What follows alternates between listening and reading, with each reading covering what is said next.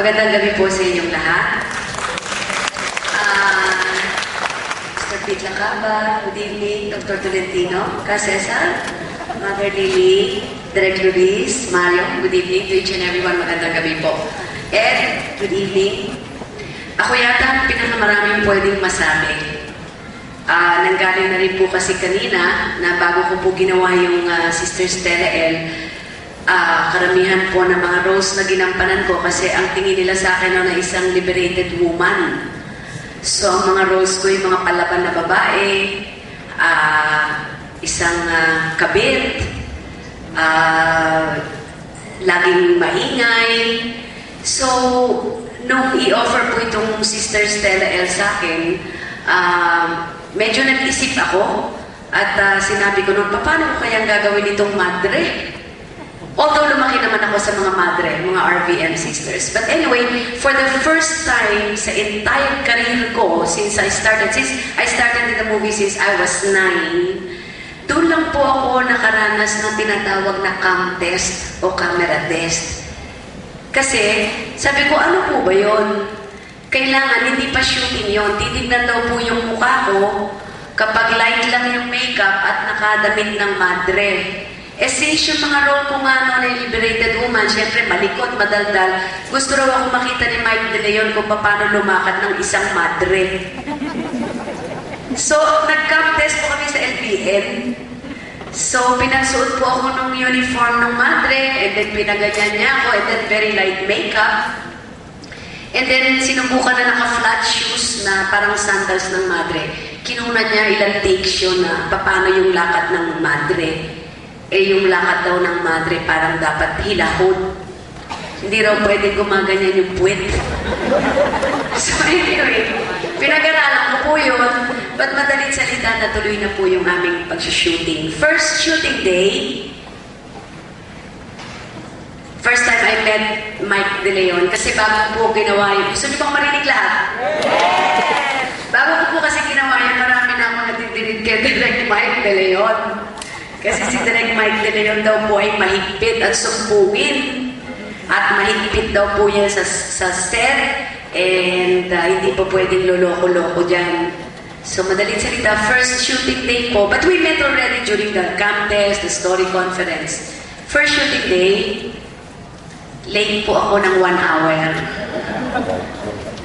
Pagdating ko po sa set, lahat sila'y nakaupo na iniintay po ako. The usual Vilma, sorry ako na sorry. Yung Direk, sorry. Sa mga crew, sorry po, sorry. Magme-makeup na po ako. Direk, sorry po. Sabi ko kay Direk Mike, tinignan lang ako.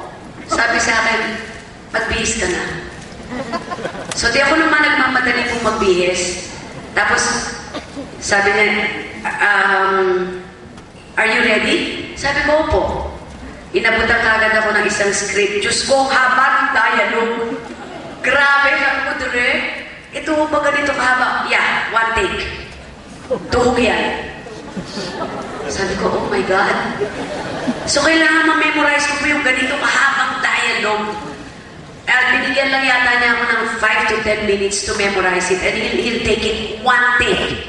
Yun yung kung napanood nyo, yung kausap ko si Sister Adul De Leon, na nagsasabi ako what happened yun sa rally, ganito. Yun yung eksena yun, that was yung first day. Tapos po, anyway, thank God, nakuha ko naman ang 1 take. Kaya siguro lumapot naman yung loob niya.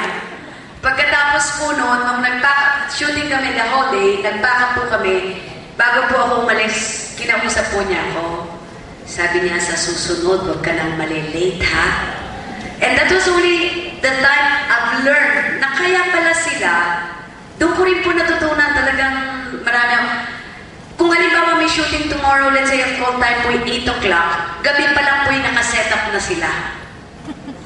So by the time dumarating ka sa set, ready na sila. Hindi ka mukha ibang pelikula kasi kaya may papalate ka kasi ang tagal mag-set up. So iintay mo pa yung mga 2 oras. So you're taking your time. So may makeup ka habang nagsiset up. But with Mike De Leon, hindi po. Kung ano yung sequences, talagang nakaayos. Tama po ba ako, Ka Cesar? Tama ba? Kung ano yung schedule, yun. Walang palitan yun at you have to be on the set pag na sinabi call time 8 o'clock. Kasi gabi pa lang, set up na sila, kaya pagdating mo, dapat ready ka na rin. So, ito po yung mga naalala ko. Sayang lang wala siya ngayon, but I miss Mike De Leon. And isa po yung binanggit din na gusto niyo ba bang malaman? Sa buong shooting po namin, very, very smooth. Wala akong nakita na sinasabi nilang mahigpit o may sumpong si Mike. Wala. Isa lang beses. Yung sinasabi mo siguro kasi sa napinakap niya. Yung shooting namin yun nung kinidnap kami ni Jay Ilagan na nilitama kasi na inilagay kami sa isang lugar na may mga goons. Eh, hindi yata niya nagustuhan o may naiwang props na hindi niya gusto kasi may usok sa lata eh. May usok sa lata, parang yun lang yung source of light. Basta meron siyang props na hinahanap, hindi yata niya nakuha. Di lahat ay medyo tumataas ng boses ni Direct Mike De Leon. Di lahat kami quiet na. Bigla na lang meron akong narinig ng malakas na putok ng sipa ng lata. Yung pala sinipa ng Direct Mike yung lata. So may sabi, PAP! Sabi ko, oh my God, for the first time nakita ko si Mike na sinumbong. But that was the first and the last while we were doing Sister Stella L. Yun lang ang nakita ko. But kung tatanungin niyo po ako ngayon and ma-meet ko uli o gusto ko pang makita uli yung grupo namin, Diyos ko, anytime, I will make sure that I will find time to meet again yung mga naging grupo namin. Unfortunately, wala na po si Direk Tony Santos Sr., wala na rin po si Jay Ilagan, wala rin dito yung iba naming cast, pero nami-miss ko po sila. And I'd like to take this opportunity also to thank Mother Lily Monteverde. Kasi po, binanggit po kanina ni Kapit kasi daw po, Mr. Pete Lacaba, na nung time na yun, hindi po talaga huso ang mga ganong tema ng istorya. And yet, we took the risk. And Mother Lily took the risk na sinugalan niyang gumawa ng isang pelikula katulad ng Sister Stella L. So maligaya po kami sa outcome ng pelikula. Nag-showing po. Kasabay po yung Bituing Walang Ningning ba yun? Or Bukas Luluhod ang mga tala ni Sharon Cuneta. Talagang kami pinaluhod. Talagang lumuhod yung pelikula. At nung first showing day, showing ngayon, di ako nagmo-monitor, Mother. Kamusta na po? Ano na po ang kita? Naku, very bad, Vilma, very bad. Sabi ko, patay.